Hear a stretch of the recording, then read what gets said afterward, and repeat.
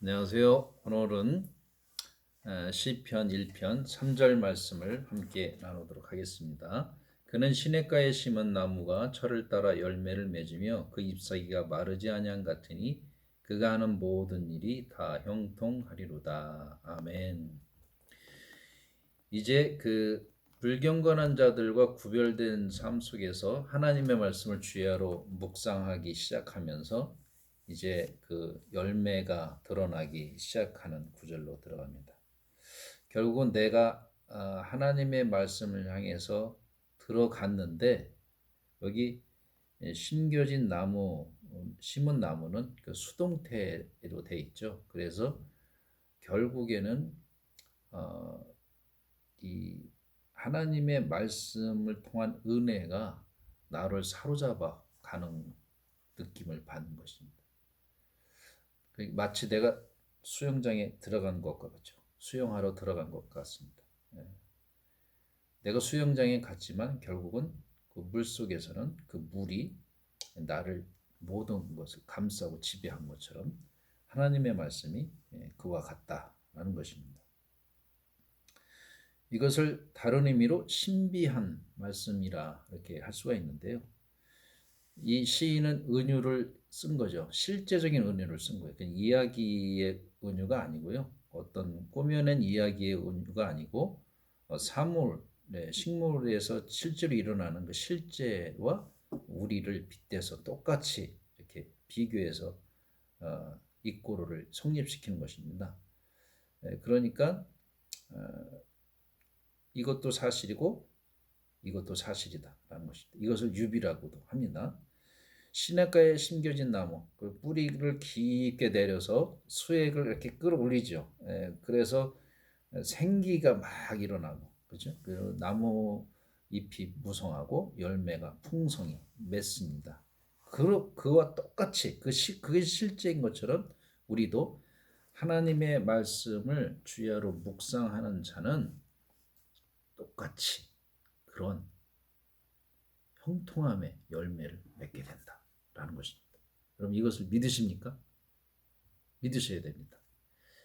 네, 그래서 이 시인은 그렇게 말하고 있는 것입니다. 근데 세상에서 내 밖에서 오는 그런 아름다운 기쁨은요, 마치 그 들의 꽃과 같고 풀과 같습니다. 금방 시들고 사라지게 됩니다.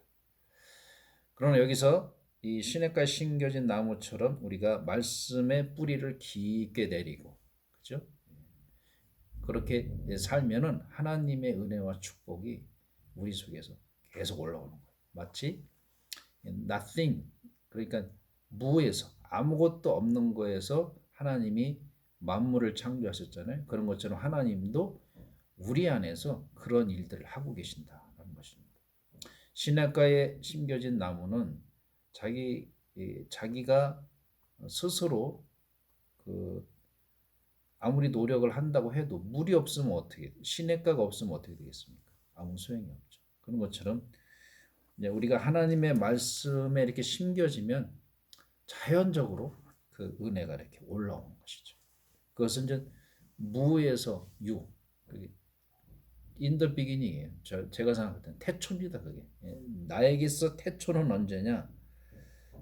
무에서 아무것도 생각하지 않았던 그 상황 속에서 하나님이 뜻밖의 은혜와 축복을 주시는 그것을 경험하는 것을 저는 태초다 나에게 있어서 그렇게 생각이 되는데 그게 주님을 영접하는 순간부터 일어나는 것입니다. 그래서요 여러분 이사야 선지자가 이런 말씀을 하셨죠. 풀은 마르고 꽃은 시드나 하나님의 말씀이 영영이 서리라. 그런 것처럼요. 또 시편 37편 35절에도 내가 악인의 큰 세력을 본즉 그 본래의 땅에 서 있는 나무 잎이 무성한 것 같으니 내가 지나갈 때에 그는 없어졌나니 내가 찾아도 발견하지 못하였도다. 이런 말을 했습니다. 저 학교에 개강을 전에 해서 이제 학생들을 이렇게 보면요. 그 젊은 자체가 남녀 할 것 없이 그 젊은 자체가 이쁘거든요. 무엇을 입어도 이쁘고 무슨 행동을 해도 이뻐요. 귀엽고. 우리 나이 때쯤 돼야 그것을 아나 봐요. 그래도 본인들은 정작 몰라요. 근데 이제 그런데 우리는 이쁜데 자꾸 이렇게 꾸미려고 그래요. 인공적으로 꾸미려고 그러고 또 옷도 막 이것저것 입어보고요. 그 사회생활 앞으로 하려면 자기 외모를 단정히 하고 꾸미는 것도 나쁜 건 아닙니다. 근데 아름다움의 정의를 자꾸 그것으로 시각적인 것으로 감각적인 것에 두려고 하는 게 참 안타깝습니다. 그리스도인은요 성형하고 뭐 이렇게 막 꾸미고 이런 쪽에 하는 것보다는 하나님과 친밀한 관계 속에서 우러나오는 그 참된 기쁨을 맛보고 경험하면 좋겠습니다. 그러면요 우리가 마음이 평안하면 기쁨이 올라오면요 얼굴색이 달라집니다. 얼굴 표정이 달라지죠. 저도요 이 목사이지만요 경건의 훈련을 조금 게으리 하거나 하나님의 말씀을 바쁘다는 핑계로 건너뛰거나 하면요 금방 얼굴색이 달라져요. 그러나 하나님의 말씀을 늘 가까이 하면은 흔들림이 없으니까 또 내가 생각하지 않았던 하나님의 은혜를 시시때때로 우리에게 주시기 때문에 저에게 주시기 때문에 정말로 하나님의 그 형통함을 맛볼 때가 많이 있습니다. 그래서 여러분 아브라함이 예를 들면 아브라함이 갈 바를 모르고 고향 땅 하란에서 나왔죠. 갈 바는 모르지만 지도도 없고 내비게이션도 없지만 하나님의 말씀 그 하나 뭐죠? 내가 지시할 땅으로 가라. 그래서 그것을 믿고 갔어요. 우리는 믿음으로 번역을 했는데 원래 신뢰잖아요. 신뢰. 근데 신뢰는 두 사람이 있을 때 성립되는 단어잖아요. A와 B가 같이 있어서 어떤 언약을 체결할 때 서로 신뢰라는 말이 형성되는 거예요. 그렇기 때문에 이 신뢰라는 말, 믿음이라는 말은 언약적 관계의 용어입니다.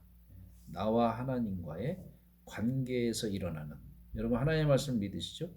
하나님의 말씀을 믿는 자는 바로 그 언약 관계로서 나타나는 신뢰. 그 신뢰는 그래서 단순히 하나님을 의지하는 것만이 아니라 하나님의 말씀을 듣고 따라가는 것입니다. 그것이 우리는 믿음으로 번역을 한 것입니다. 그래서 여러분 이 형통함의 비밀이 이 묵상에 있다라는 것을 여러분 꼭 기억하시기를 바라고요. 그러나 이 시냇가에 심겨지지 않은 나무들을 보세요. 황량하죠. 또 금방 시들고 사라집니다. 그러나 시냇가에 심겨진 나무는 그렇지 않은 것처럼 우리도 하나님의 말씀을 떠나면 금방 시들어 버려요. 회개하라 천국이 가까이 왔다라고 하신 말씀. 회개는 뭐죠? 메타노이아. 그러니까 생각을 바꾸고 마음을 바꾸라는 얘기죠. 천국이 옆에 있다. 다른 것 보지 말라. 그 하나님과 나와의 관계 속에서 일어나는 그 참된 아름다운 천국을 오늘도 경험할 수 있기를 바라면서 이 시인이 형통이라는 말을 분명히 하고 끝을 맺는 것처럼 여러분도 번영 또 형통함의 축복이 아무것도 없는 것에서 있게 하시는 그 하나님으로 말미암아 경험되어지고 맛보는 하루가 될 수 있기를 주의 이름으로 축복합니다. 기도하겠습니다. 사랑의 하나님 아버지, 오늘도 형통함의 비밀이 이 묵상 속에 있음을 알게 하심을 감사합니다. 세상이 주는 축복이 아니라 하나님이 주시는 참된 기쁨과 형통함을 맛볼 수 있는 하루가 되게 하여 주옵시고 좌로나 우로나 오늘도 치우치지 않게 하시어 주님의 말씀을 붙들고 똑바로 한 길을 향해 걸어가신 예수 그리스도처럼 우리도 그렇게 걸어갈 수 있도록 함께 동행하여 주시옵소서. 예수 그리스도의 이름으로 기도합나이다. 아멘. 샬롬.